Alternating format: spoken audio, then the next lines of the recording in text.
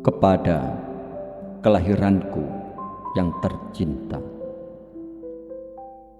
Cerpen karya M.H. Ainun Nadjib.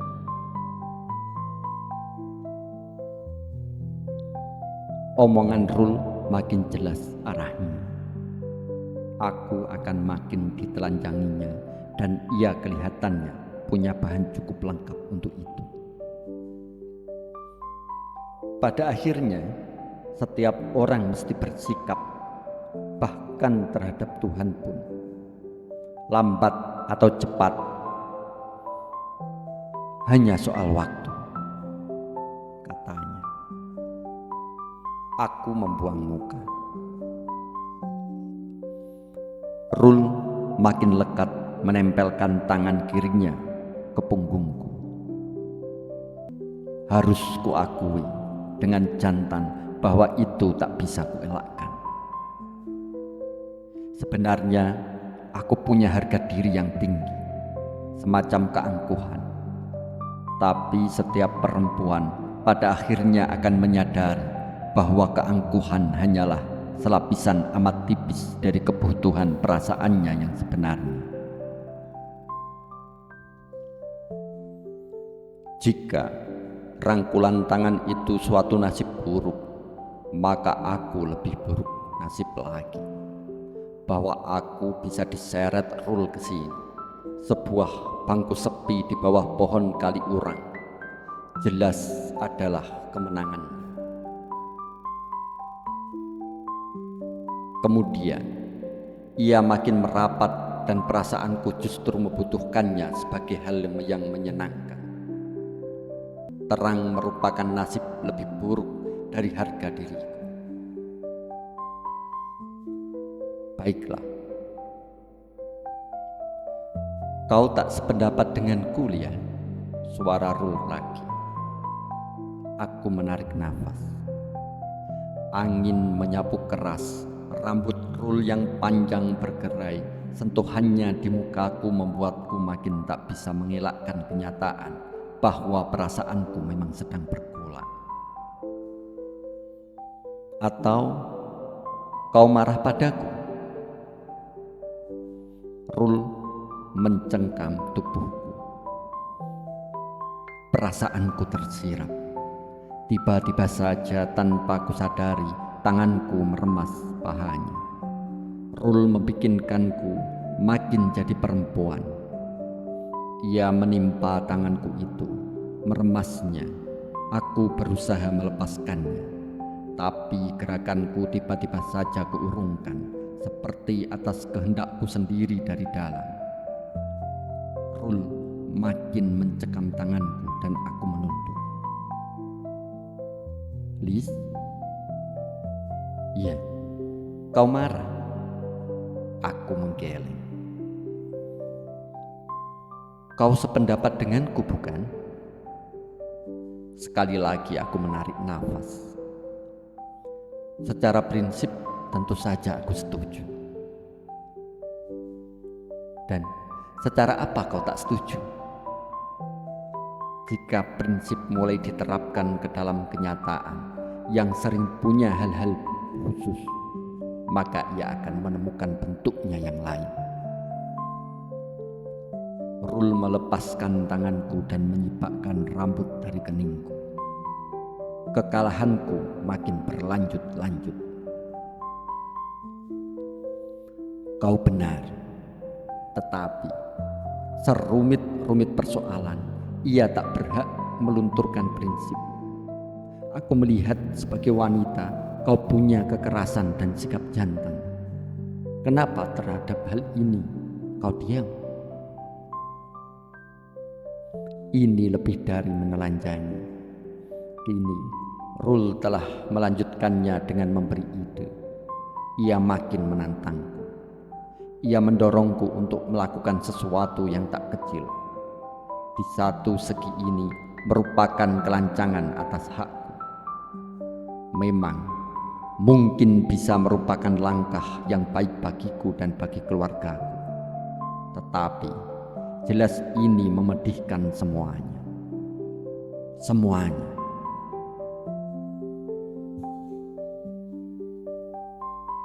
Tetapi aku hanya tunduk saja terhadapnya. Harus kuakui dengan jantan, Rul mulai mampu menaklukkan.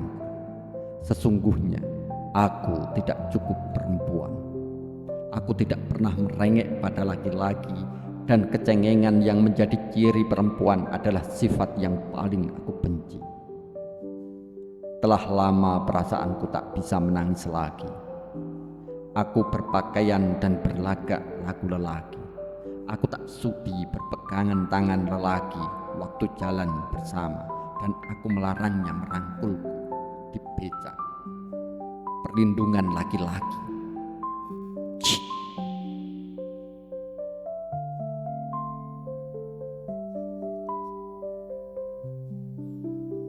Tetapi kini aku mulai gugur. Rul datang dalam hidupku, perlahan-lahan menggedor keangkuhanku, menggenggamku, membanting dan mencairkanku menjadi perempuan. Perasaanku digalinya dari timbunan-timbunan masa silamku. Kenapa diam, Liang? Kenapa diam? Rul menatap mataku tajam-tajam. Sekilas saja aku mampu melawan. Tangan Rul sekali lagi membelai rambutku, mengusap sampai ke tengkuk, di mana panjang rambutku berakhir.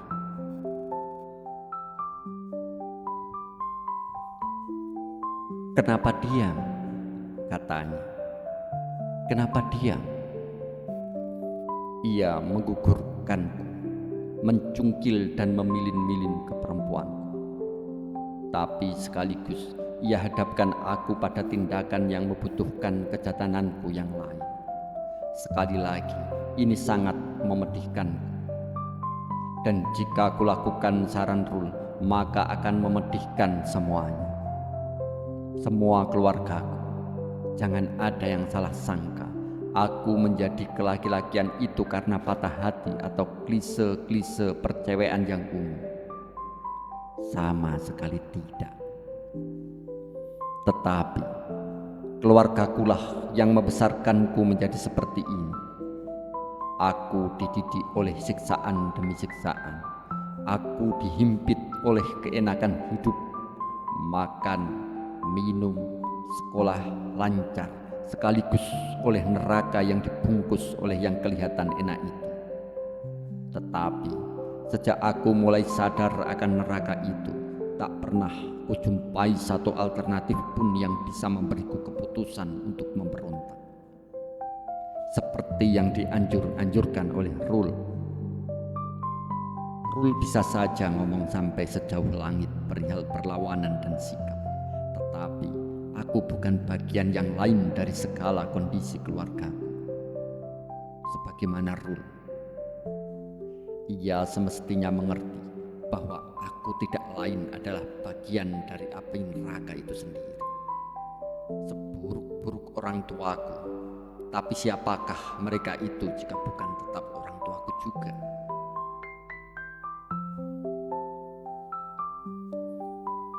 Aku dilahirkan oleh seorang ibu dan dua orang bapak. Alangkah manusia di muka bumi ini. Sejak kedua orang kakakku sampai kelima adikku, semua punya status yang sama denganku. Suami ibuku adalah lelaki yang lemah, jiwa maupun harta bendanya. Ia punya adik yang berlawanan kondisinya, lebih gagah, punya jabatan, artinya punya kekayaan, serta kuat segala sesuatunya. Mereka berdualah bapak-bapakku. Hingga kini, aku memanggil bapakku dengan bapak dan memanggil paman untuk adik bapak. Harus kukemukakan bahwa yang disebut terakhir itulah yang selama ini memungkinkan kami bersaudara hidup cukup makmur dan bisa bersekolah sampai tingkat lanjut. Selebihnya, umpamanya bagaimana proses percintaan segitiga itu dulu bermula dan berproses sampai sekarang, tak akan kuceritakan.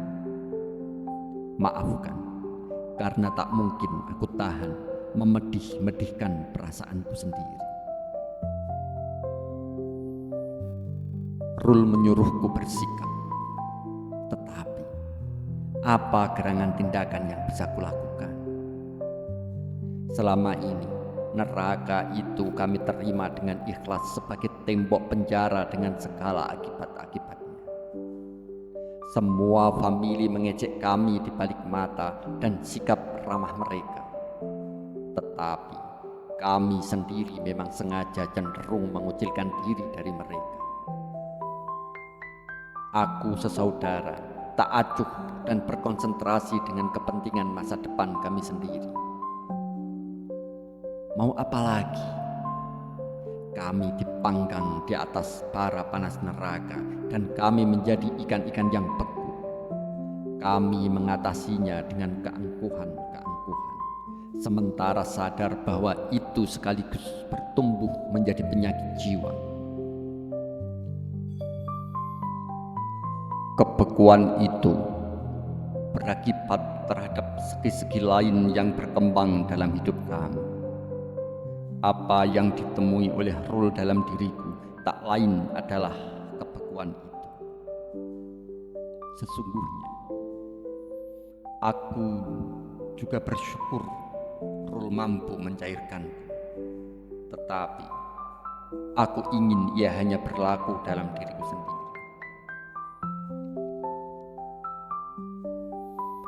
Segala sangkut paut dengan masa silam dan sumber hidupku ingin kubuang jauh-jauh. Jika mungkin, dengan kesibukan kerja, hidupku kelak, ingin kutiadakan semua itu dari duniaku. Ingin kutimbun di bawah lapisan-lapisan kenanganku dan membeku dengan tanah tanpa bisa dilihat lagi. Sebab jika tidak, aku toh memberontak tak cukup terhadap ketiga orang tuaku, melainkan harus terhadap kelahiranku sendiri. Semua tak mungkin, poliandri tak mungkin. Pamanku mesti tetap jadi suami ilegal agar ia tak memaksa kakaknya bercerai untuk digantikannya. Dan kemudian kakaknya itu akan berputus asa lantas mati. Sesudah itu, jika memang aku mau memberontak terhadap statusku, apakah aku mesti mengulangi sekali lagi kelahiranku? Jika tak dilahirkan oleh 3 orang, maka aku bukanlah aku yang ini. Betapa tidak beres kehidupan yang diagung-agungkan ini. Dan Rul menanyakan kenapa aku diam terhadap semua ini. Tidak bisa. Rul harus mengerti. Rul, ucapku tiba-tiba. Kau harus tahu sikapku. Aku tidak akan menyalahkan siapapun dalam hal ini. Dan aku memang tak mampu melawan apapun jika itu berarti harus menjernihkan kesalahan. Hujan telah ditumpahkan dan bumi telah basah. Biarlah masing-masing memegang eksistensinya sendiri-sendiri. Biarlah mendung menjadi mendung tanpa mengingat matahari dan lautan. Biarlah hujan adalah hujan, dan biarlah bumi basah adalah bumi basah.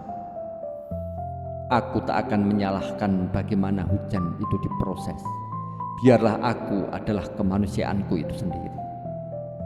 Bukan bagianku mengurus berapa jenis mani yang membentukku. Tuhan menjaga segala sesuatu dan Ia pun bertanggung jawab atas segala sesuatu. Aku tak minta dilahirkan atau bisa melarang kelahiranku. Tetapi aku toh mencintainya. Mencintai kelahiranku. Dan hingga kini aku tetap menghormatinya. Aku ingin membangun hidupku dengan kesadaran semacam itu. Aku hanya ini, hanya kemanusiaanku yang kurangkul di sini sekarang ini. Rul, Dan aku ingin suamiku kelak menghadapiku hanya sebagai aku yang ini. Karena itu, sejak dulu aku bertekad suamiku adalah laki-laki yang tidak tahu apapun kecuali aku yang ini. Aku yang ini.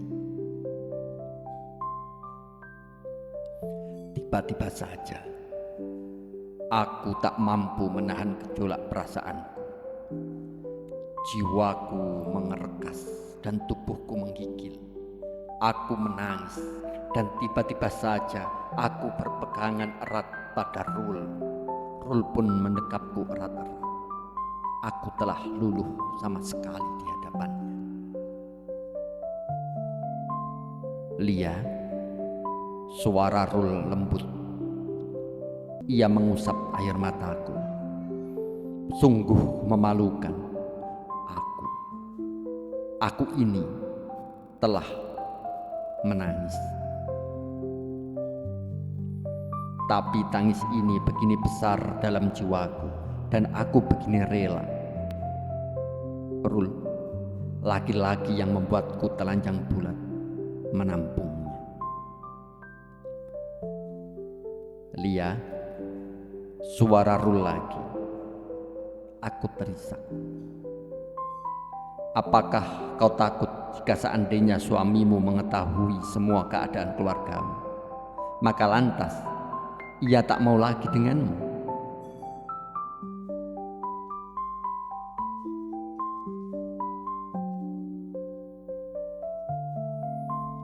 Aku tak menjawab. Terus saja terisak, tapi jauh di dalam diriku, kuakui memang benar sejak lama tumbuh rasa takut itu. Kau telah berpikir terbalik.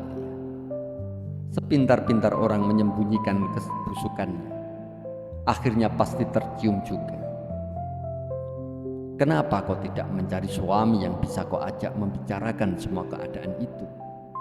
Kemudian ia memiliki keleluasaan untuk mengerti dan akhirnya membantumu untuk bersikap. Tangisku meledak lagi. Laki-laki ini sungguh-sungguh jantan, berpengertian seperti lautan serta kemampuan. Sesungguhnya sejak lama aku menangkap bahwa ia punya kelapangan itu. Tetapi bahwa kini terungkap langsung lewat mulutnya, bagiku sungguh tak pernah terbayangkan. Selama ini aku hanya mampu berpikir bahwa setiap lelaki akan menghinakanku jika mengetahui semua bau busuk itu. Aku tak tahan lagi. Aku memeluknya erat-erat dan merebahkan wajahku ke kepalanya. Rul membelai-belai kepalaku. Aku telah menjadi sepenuhnya perempuan di pelukannya.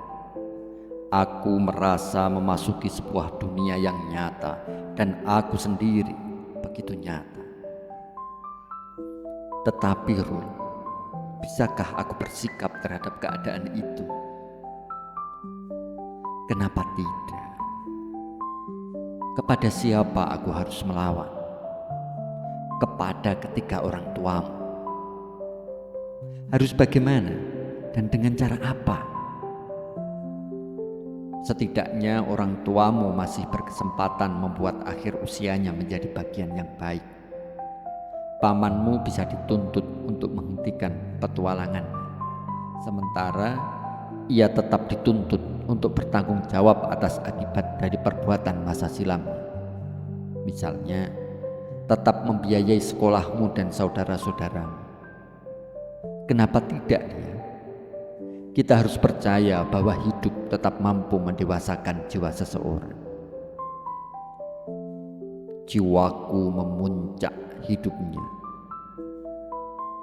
Rul, ku beranikan diri menatapnya. Rul memandangku dengan matanya yang tajam dan kukuh. Aku menjerit. Aku tak tahan lagi.